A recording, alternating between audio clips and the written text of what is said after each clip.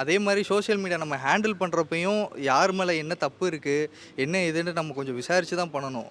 இப்போ வந்து ஒரு பொண்ணு அப்யூஸ் ஆகுறாங்க அப்படின்னு தெரிஞ்சால் அந்த ஆண் எப்படியா, அதாவது ஒரு பொண்ணு சொல்லிட்டாங்கன்றதுக்காண்டி அந்த ஆண் மேலே அந்த பழியை போட்டுறக்கூடாது.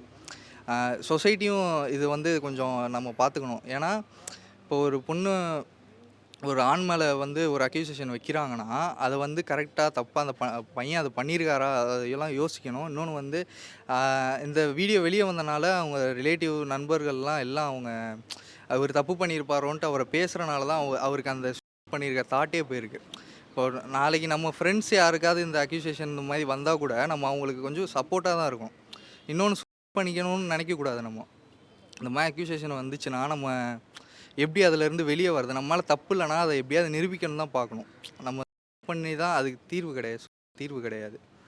அதனால் நம்ம இந்த சோஷியல் மீடியாவில் நடக்கிறத உண்மைன்னு நம்பிட்டு இன்னொருத்தர் மேலே அப்பாவி மேலே பழியும் போடக்கூடாது. அதே மாதிரி சோஷியல் மீடியாவில் வர்றதை வந்து நம்ம அசால்ட்டாகவும் எடுத்துக்கக்கூடாது.